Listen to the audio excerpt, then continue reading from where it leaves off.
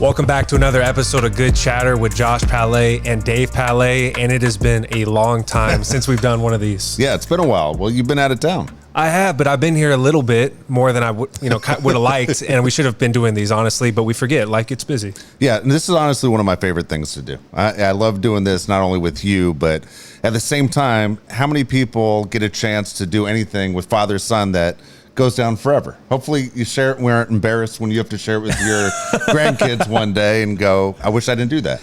No, I love these. This is my favorite thing that we do together for sure. And we always talk. We talk on the phone when I'm in Nashville.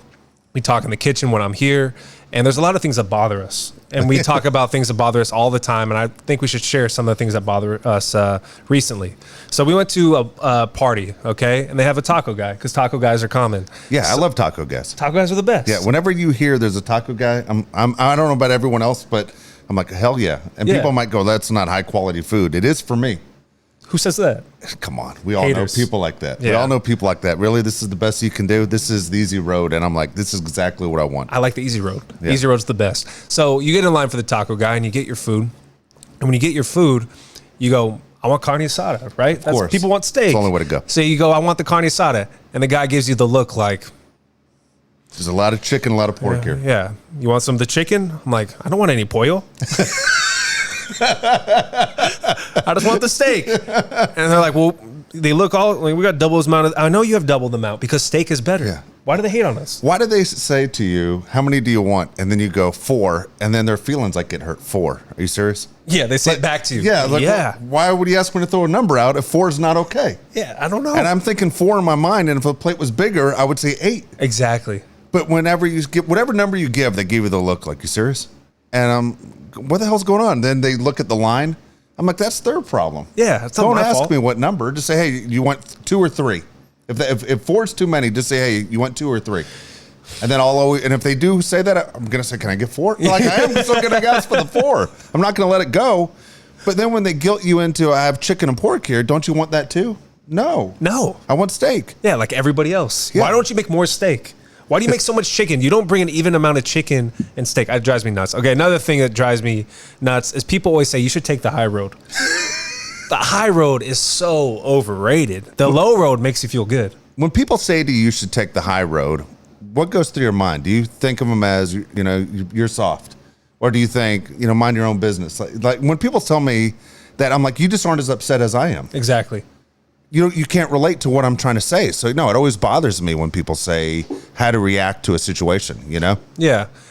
The high road is overrated because people, you're right. When people say take the high road, that means they don't understand your feelings. I want to take the low road. I want to be a jerk sometimes. Being nice guys finish last. Right? Dude, that saying exists for a reason. How many times have you tried to do something nice for somebody and you always end up paying the price? Like 4 times this week.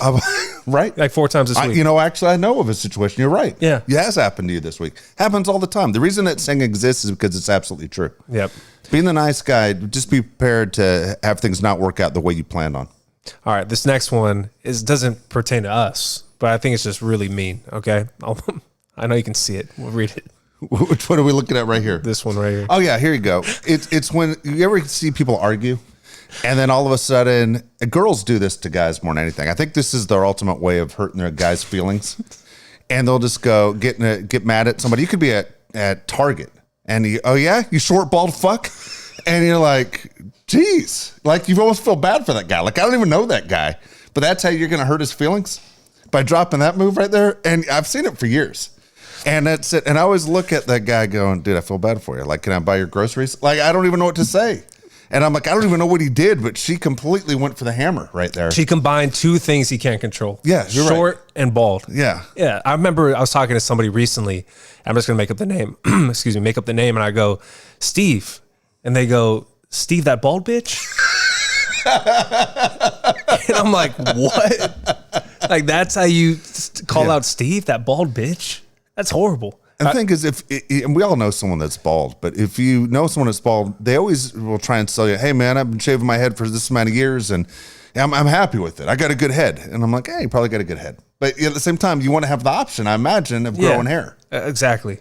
And so, I always feel bad for those guys, especially if it's someone that's short, a little bit older and out of shape. And I'm like, short, bald fuck. I'm like, now what? What does he do? He goes to the car all upset. Cries. Yeah. You gotta go to cry. Here, I'm gonna give you one worse, and it's the ultimate worst thing you could say about a guy. I was talking about somebody else. This is years ago. I remember this, and this girl was mad at this guy, and I go, "Well, what's so bad about him?" She lists off all these things, then she ends it with, "And he has a small dick." And I go, "Dude, girls that's will too use that far." line. Yeah, girls will use that line though. All the time. They go, "Dick game weak." I'm like, "What?" Is that what they say? Yeah, I'm like, you can't say that about somebody else. The thing is, okay, so there are two things I think that honestly hurt women's feelings, okay? One is they aren't clean, okay? No girl wants to hear they aren't clean, or a guy say to another guy, that girl's not clean, I've been with her. Yeah. Two is girls don't want to hear, older women don't want to hear, she keeps a dirty house. Man, girls take a lot of pride in their homes, and you don't want someone coming to your house and then rumor is, and it's a nice place, and good for her for getting a home, but she keeps a dirty house. For some reason, that hurts a lot. If someone said that to me, well, you and I are clean freaks, but if someone said that to me, I wouldn't lose sleep. I think there are women that lose sleep over that line. You say that, and I think you're right also, but there's girls my age I've noticed that are really dirty, and I'm like, well, if you want a guy, then how are you going to be dirty? I mean, if we care a lot, but I feel like there's a lot of girls also that don't care about like their rooms and stuff like that. That kind of freaks me out. Yeah, well, I don't know. I mean, hygiene for a girl, like exactly. say, even shaving legs or shaving armpits. Yeah, I mean that's a trend all of a sudden. You're seeing that a lot on the news. That's the way people are pushing back. It's a tough look. It's a tough look. All right, all right. It's a tough look. All right, things that you notice. Yeah. So I actually want to move over to 5 ways to begin a story. Okay. Okay, this is great. This is great. Okay, so look. Everybody, you get stopped all the time on a daily basis for someone says, I got to tell you something. And you're like, okay. In your mind, I don't know about you, but I have my phone in my hand and I'm scrolling through and go, yeah, what's going on? And because I really don't want to hear it. For the most part, 9 out of 10 times, it's something that doesn't concern me. Yeah. It's usually something to do with their work or something and I don't care. Or if it's something that, for me, as I'm older than you, someone that's already married and they're going to tell me something about their marriage, depending on the friend, I don't want to get involved. I never jump into someone's marriage because you could sit there and go, man, it's time for you to go. Mm-hmm. And next thing you know, he tells her what you said, and now he can't be friends with you because you are against their marriage. So I always stay away from any relationships at all. All right. If somebody said something to you at the beginning of the story, would this catch your eye? Okay. You won't believe this shit. I'm in. Dude, if somebody walks in the room and goes, you will not believe this shit, I'm like, phone's down, and I'm going, okay, got my full attention. Yeah, right. I'm in. This is going to be good. It's going to be good stuff. Yeah, anyone can start a story like that. That's money. All right, what about, you want to hear something crazy? That's how I start stories. Really? That's your thing? That's my thing. I don't realize I do it, but I do it to your mom all the time. I think I do it 3 times a day. You want to hear something crazy? And then your mom's to the point now, and she's like, all right, whatever. But in my mind, this is going to be crazy. And then she is always going, oh my God. That was crazy. Yeah, every time. It is crazy. Lives if I up to the say hype. it's going to be a good story. All right. You want to hear something embarrassing? That's a good one too. Right? Because everyone's glad at that point, all right, this is going to be a good story, and it's not me that's embarrassed. Yeah. All right. Those are the best stories right there. You think so? Yeah. If there's an embarrassing story that gets a laugh out of me that it wasn't me that was embarrassed, I'm in. All right, this next one is a club favorite. This stays between you and me. Oh yeah, you're in. You're in. Yeah. Phone down, right? Yeah. Full attention. Yeah. If you don't put your phone down for somebody that says that, you're an asshole. Yeah, I agree with you. Yeah. Yeah. It's a real deal. Okay, it's funny. Here's one that bothers me though when people say this to me. All right, I'm gonna tell you something, but you got to promise you won't get mad. No way. I can't promise that. Yeah, I'll say straight out, I'm not going to promise that at all. There's a very good chance I'm going to get mad because the way you just phrased that. But for me to promise I'm not going to get mad and you might have done something that really is going to piss me off, no. I want to leave that option open. Yeah, I want to know what it is, but I can't make that promise. Yeah, you aren't getting a pass. Yeah, and then this is my personal favorite. You won't believe what this fucking guy did. I'm in. Yeah. If I'm in the other room and you walked into the house and said it to your mom, I'm like, oh, I don't want to miss this. What did he do? Yeah, 100%. I'm in. Those are 5 great ways to start a conversation. Like if you hear any of those, you're in. Yeah. You're 100% all invested in what's about to happen. I got an honorable mention. Okay. If there was one person to shit their pants, who would it be? And then it gives you the free multiple choice option. You're like, damn, who would shit their pants? You know, like who would that be? That's a great one. Because then you get a little interactive like guessing game. It's fun. But then if someone pulled that card on me, every time I saw that person that we agreed on, that's all I'd think about. Shit their pants guy? Yeah, shit your pants guy. Yeah. But even if it's, the funny thing is like, you're like, oh, it's Mike. They're like, it's not Mike. Like, oh, damn. Yeah. No, no, I'm with you. I understand that one right there. Oh my gosh, that cracks me up though. The far as way to start a story, I like it. I like it. All right, you want to jump into a Jake story? My favorite part. Okay, we'll jump into a Jake story again. We always try and tell a Jake story on these shows. Jake's birthday just passed, and would have been 25 a couple weeks ago. So we always try and mention Jake, and the big reason why we have the JP 25 media is of course for Jake. I was thinking about this the other day because I had to go down to the DMV, and I hate going to the DMV. It's literally my least favorite place to go when they say you got to renew your driver's license or whatever it is. Then now it's the real ID, I think is why I had to go down there. And I remember Jake was trying to get his driver's license. And if you knew Jake always was, took the shortcut. And did you study for this test? We need to take the written part. I got it. Of course, he didn't have it, Yeah. And I was, man, Jake, I don't want to make an appointment. I don't want to sit there and wait. I don't want to drive down there. I don't want to do any of the things that have to do with the DMV. You better pass this test. I got it. So we go down to the DMV. Jake takes the written part of the test, and he fails miserably. Okay. And inside, I'm fuming because I'm carrying everything, all the documentation. Took time out of my day. I knew he wasn't prepared. He told me he had it. He didn't have it. And as much as I want to scream at him, I'm not. I'm just going to go, okay, nobody feels worse than he does, so I'm not going to say anything. There's nothing I can do about it. And we're walking in the car, and he's walking up about probably 10 yards in front of me, and inside I'm just boiling, but I'm not saying anything. And all of a sudden, man, your brother turns around and looks at me, and he goes, I bet you couldn't pass it. It was hard. And, man, that was it. Game over. And I went, what the fuck? I couldn't pass it. I did pass it. How the fuck do you think we got here with my driver's license? I was going to let it go, but you'd open your stupid mouth and sit there and say, I bet you couldn't pass it. Your mom has passed it. Your brother has passed it. I passed it. Everyone that drives passed it. And for you to sit there and say, I bet you couldn't pass it.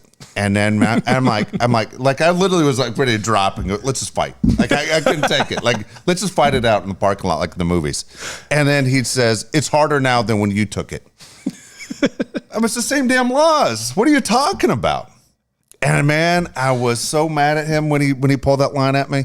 I couldn't believe it. And he gets in the car. I don't say anything to him. Of course, when I walk in the house, what do you think I said to your mom? You won't believe this shit. And that's when I had to sit there and tell the same exact kind of story of the way it went down. But man, was I mad. They told me, by the way, at the DMV last week that you can now take the written part online. You can cheat. You can cheat all the way through. What the hell? Dude, yeah, like if you knew it really well or I knew it really well, I could take it for you. I feel like one of those old people that's like, well, you guys have Google now. Yeah. But it's like you can cheat all the time now. Yeah. It's crazy.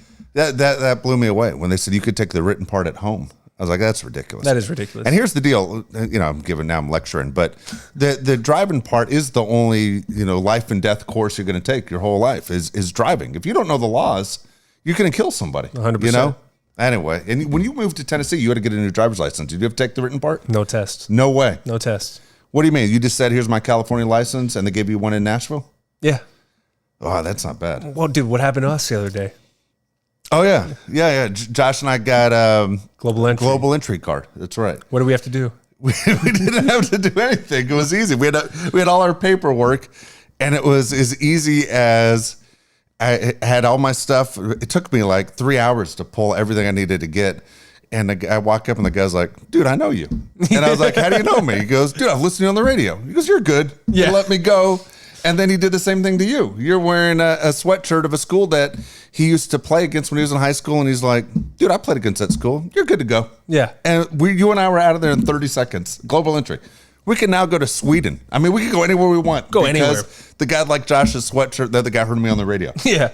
No documentation. Dude, you're fine, man. Where do you want to go? Like Indonesia? He's like, dude, you're good. You're good to go. Yeah. Here's your card. Yeah, that was easy. Pretty wild. Yeah, I'm not going to complain. I'll be honest with you. It paid off. Yeah, I'm not complaining at all. I thought we were going to be there a while. Yeah. I don't know. I always get nervous when the guy that's supposed to interview has a gun. That's not fun. Makes things a little bit weird. Yeah. It makes you a little bit nervous, but yeah, that was one of the easiest things we ever did. Ever. I think I've had a harder time going to like Kohl's to return an Amazon package. No kidding. No kidding. I will say this, Josh and I, since he's in town for a little bit, we've been trying to do this ballpark tour thing. And so we're trying to hit a couple ballparks a year. Last year we got Camden Yards. Mm-hmm. We've done Yankee Stadium before. We went Wrigley. We went Citi Field where the Mets play. This year we figured the A's are moving to Las Vegas. So we go, let's go to Oakland. We knew it was going to be a dump, but we go to Oakland. We go to San Francisco. We see the Giants. And if you're going to do these trips at all, beware. And I know this sounds maybe dumb to a lot of people. I was shocked how dangerous Oakland was. I mean, man, I've been in a lot of bad neighborhoods, but when they wouldn't let Josh and I walk down a major street on a Sunday from the stadium to our hotel, which was exactly 1 mile, big broad street, 3:30, 4 o'clock in the afternoon, and we were told, you're going to get robbed multiple times. Don't do it. Why would we get robbed? I go, Josh is like 6'6", I'm like 6'3". No one's robbing two big guys. Oh, they will. Yeah. I go, why? Because they can. Because they can. And you won't get home to San Diego because we need our ID to get home, to get on the airplane. So sure enough, we have to Uber 1 mile. And then we get back to the hotel. There's a Chipotle right there. We're starving. Tell people at the hotel, don't go over there. You're going to get robbed. Everywhere we wanted to go, they said, you're going to get robbed. And that's just the way it was. Went to San Francisco. We were warned the same thing. You're going to get robbed. And the whole deal was because they can.